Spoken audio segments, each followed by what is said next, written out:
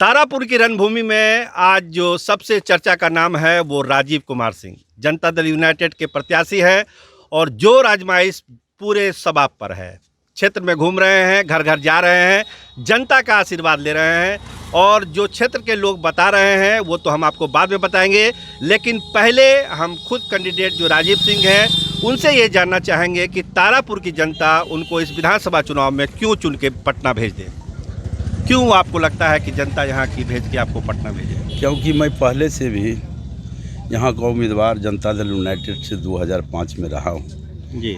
मेरे कार्यकर्ता खास करके सभी जातियों में है और उन लोगों का एक सपना था जी कि तारापुर विधानसभा से राजीव उम्मीदवार हो जी तो मैं एक बार उनको विधायक बनाऊं। जी जी इसीलिए मुझे लगता है कि इस बार चुनावी समर में कार्यकर्ताओं के बदौलत से मैं चुनावी समर को पार कर जाऊंगा।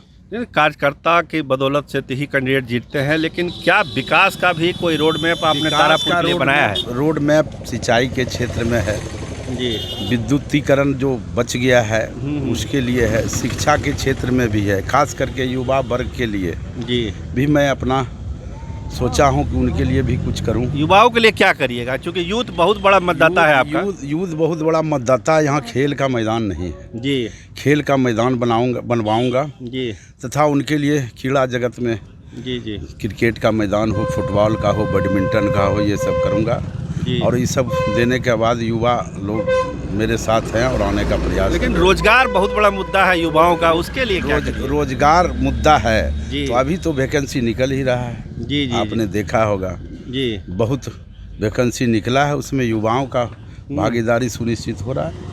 देखिए, तारापुर के विधानसभा में हम भी क्षेत्र में घूम रहे हैं, एक नारा कहीं कहीं से सुनाई पड़ता है कि क्या तारापुर को इस बार कुशवाहा से मुक्त करा दिया जाए, ऐसी चर्चा होती है।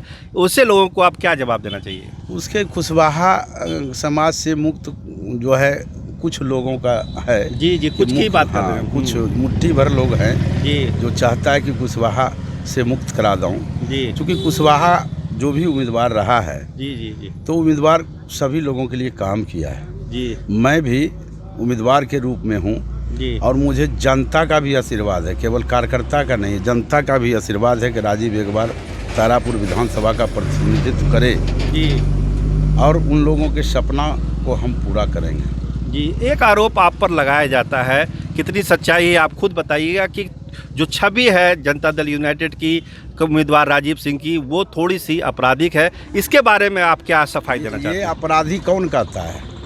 ये आप कह रहे हैं कि जनता कह रही है? नहीं, आपके जो विरोधी है वो कहते हैं। विरोधी कौन सा केस मुकदमा मेरे पर है? मेरे पर जो केस मुकदमा था वो राजनीतिक रूप से था, उसमें मुझे किसी में सज़ा हुई है।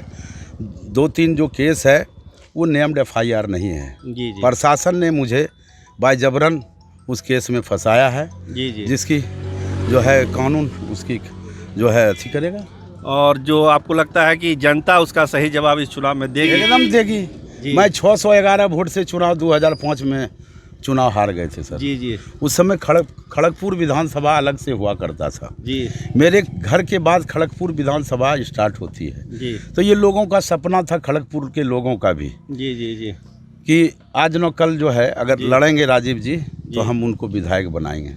देखिए, तारापुर का जो उपचुनाव हो रहा है, पूरे बिहार की नज़र इस उपचुनाव पे लगी हुई है कि बहुत प्रतिष्ठा वाली लड़ाई हो गई। तो क्या इस प्रतिष्ठा वाली लड़ाई में जीत का कितना बड़ा दावा आप करते हैं? 110% दावा करते हैं मैं जीतूंगा सर।